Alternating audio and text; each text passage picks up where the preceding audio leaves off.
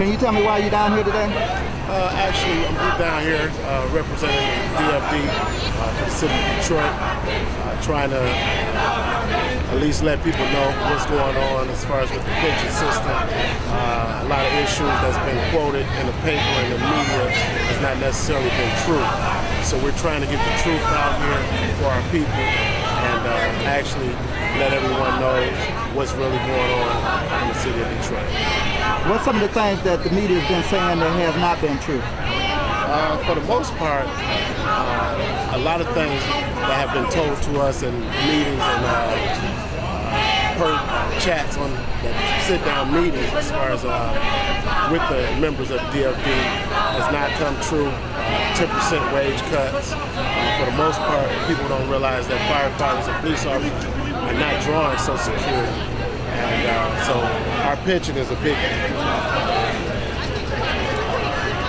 pushing point for us to at least have stability once we need a job. Okay, thank you.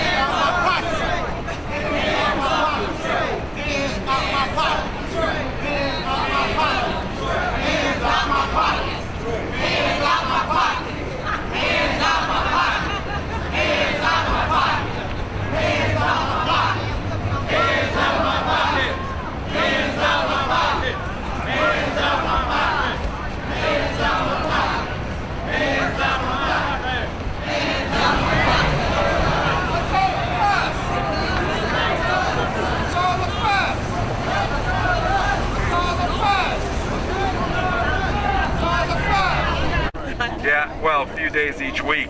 And each one of us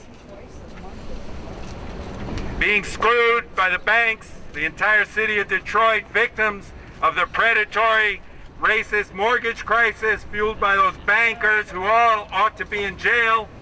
The same bankers came back to the city of Detroit after they destroyed the tax base, and they ensnared and conspired with the rating agencies to get the city stuck into high-interest loans. And that's the basis of the crisis. But any kind of a loan that is obtained with unclean hands, criminal activity, and fraud is not a valid loan and should be canceled. That's why we call for canceling the debt. Just to introduce myself, I'm David Soul, 22 years with the Water Department. I retired in January. But we've got people here from water. I see our firefighters. Let's hear it for them. Our police. Our bus drivers.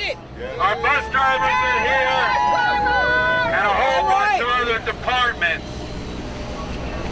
And we need you to go back and organize more, not just retirees, but active workers, city residents, neighbors, family members. Because let me tell you, what's going up on the courtroom upstairs, get over here and join this. they're no friends of ours. That's right. The judges in federal and state courts are not friends of other people. They're Wall Street tools. Yeah. All right. The only thing we ever won was in the streets. The courts and Congress didn't give us civil rights 50 years ago. It was people fighting and dying in the streets that won civil rights. That's right. The unions were jailed as conspiracies back in before the 1930s. People won that in the sit-down strikes in the streets.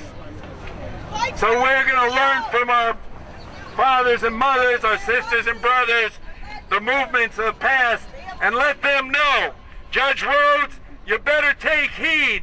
We will not see our homes destroyed, our families destroyed, our pensions taken away. We will fight. We will sit in, demonstrate, rally, whatever we have to do to protect ourselves, to put the bankers in jail, cancel the debt. That's right. So, but you need to do something. You need to either make sure you sign up on our petition and we'll put you on the mailing list so that every event that takes place, you can get an email or a phone call for. Because if you just go home and wait for Santa Claus or a union leader or a lawyer to do something, it ain't going to happen. You're going to be there without a pension. And make sure you understand that Detroit is a test case for the whole country. They are seeing if they can get away with this.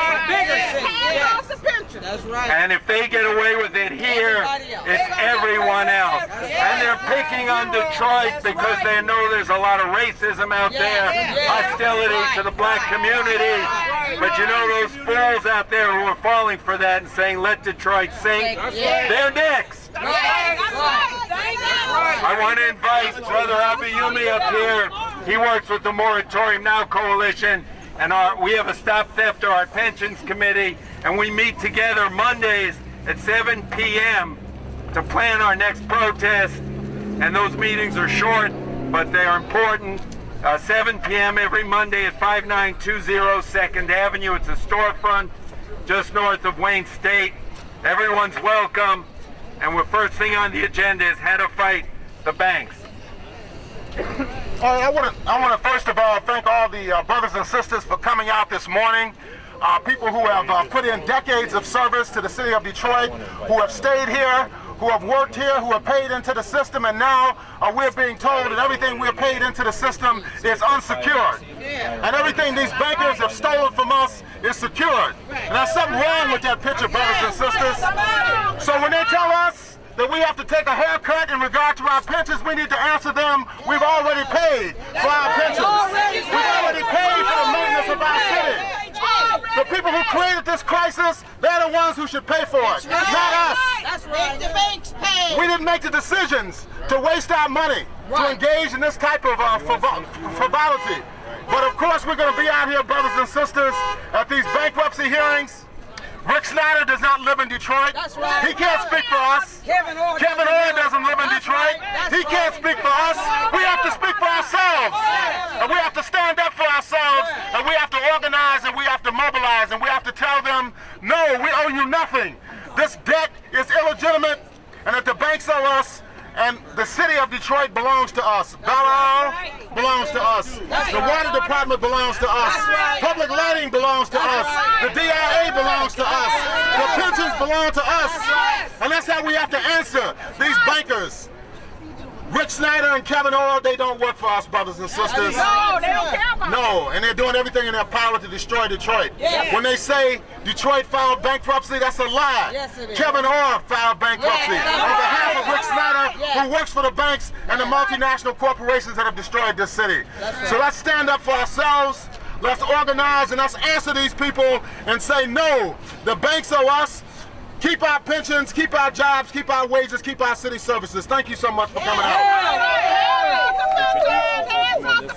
Just pressing, Good morning, brothers and sisters. My name is David Bullock, Change Agent Consortium, citizen resident of the city of Detroit. Happy to be here today standing with firefighters, police officers, city workers, city retirees, and citizens and supporters of this great city. Detroit is a great city. Yes. It remains a great city.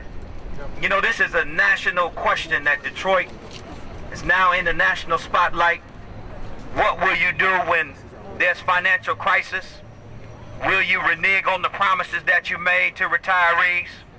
Will you go in and cut pensions? Will you go in and take away health care benefits? Will you scapegoat the very people that made the city great? Will you turn your back on police and fire?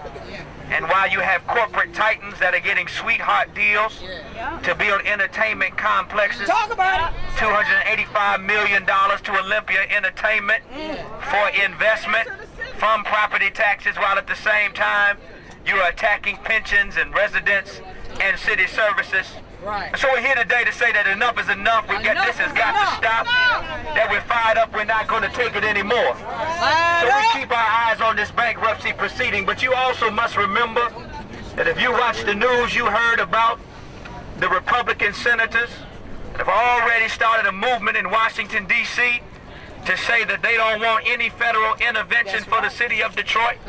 And I had to ask the question, I said, you know, when the city of New York was going through financial crisis, they said New York was too important. That's right. It was too important, and that the federal government had to intervene and help the city of New York. And so if it's good for Central Park, it's good for Campus Martius. All right. If it's good for Harlem, it's good for Motown. All right.